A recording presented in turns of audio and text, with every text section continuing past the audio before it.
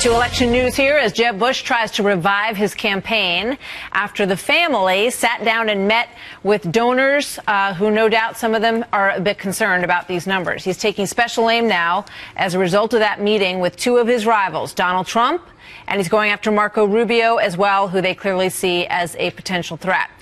These are the brand new national poll numbers. And they put Jeb Bush in a virtual tie for third place. All of these folks in single digits right now, sandwiched between Marco Rubio and Karl Fiorina. And they've got a day before the next debate where they hope to emerge, all of them, with some stronger numbers. Karl Rove is former senior advisor and deputy chief of staff to President George W. Bush. And he is also a Fox News contributor. Good to have you here this morning, Karl.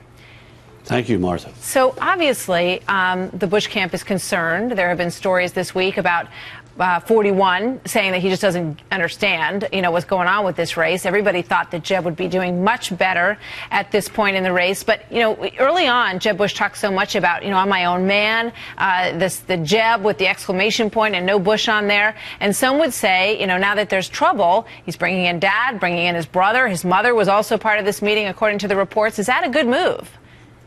Well, it was a meeting with his fundraisers, many of whom had helped raise money for his father and for his brother. Many of them were Floridians who were focused on Jeb. But look, this was a sort of encourage the troops, fire up the fundraisers, and that in an off-the-record session, a pretty good idea, I think, to bring in three of the most popular people in the Republican Party today. Look, George H.W. Bush is revered. He's 91 years old. He's past politics. He's doing this out of love of son and love of country, but he's a respected figure inside the Republican Party. You remember in the second debate, the best line of the night was when Jeb impulsively responded to Trump by saying of his brother, he kept us safe. I had friends sitting there in that audience at the Reagan Library that said there were people from all different camps who immediately spontaneously cheered his response to Trump. So President Bush, 43, is also popular inside the Republican Party, and probably a useful thing to have him fire up the people who are raising you money. Yeah. I mean, what do you think? What's the mindset at this point? When you look at these numbers and you've got Carson and Trump now sort of trading the spots, at least according to one national poll, for first and second and what we're looking at. But, these other folks who everybody thought were the strong, deep bench of the Republican Party are just mired. They're not getting anywhere at all, Karl. Does anything change that?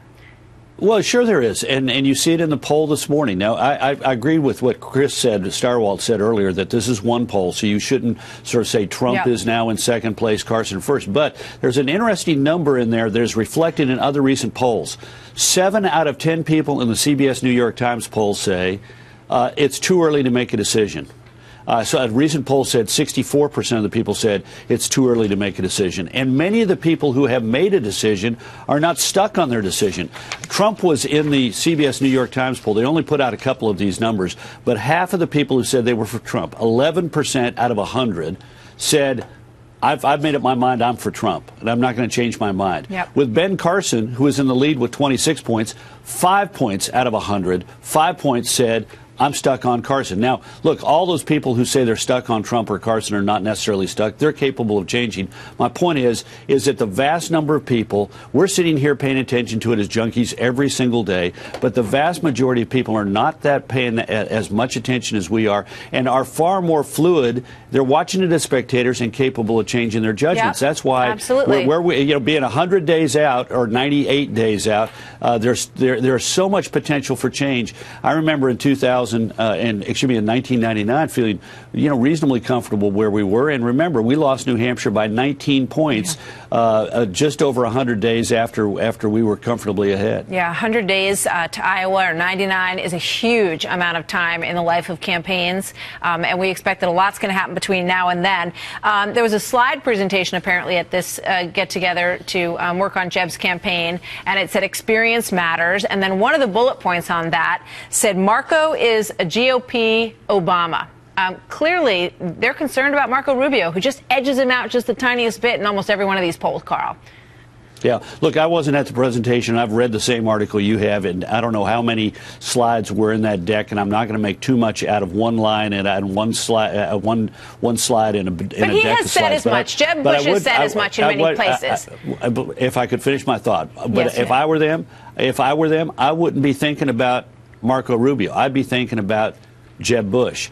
You know, sometimes we like to think that we can fix a problem by focusing on something else, but in reality, what this has to do with, for every candidate, the thing that works best for them is not what works badly for somebody else, but what works best for them. So I'd be focused on what is it that they need to be saying and doing, and you got a hint of it in some of the other slides that were talked about in those articles. They're talking about retooling the campaign, putting an emphasis on humanizing the answers to their solutions, humanizing what he did in Florida as governor so people get a better handle on how the things that he did, and taking on the teachers unions, taking on the trial lawyers, taking on the state bureaucracy, helped small business people and helped kids who wouldn't otherwise have a good education. I mean, they need to, I think that's the smarter thing to spend their time on. If I were them, I wouldn't be thinking too much about Marco Rubio. I'd be spending most of my time thinking about Jeb Bush. Thank you, Karl. Good to see you. Thank you, Martha.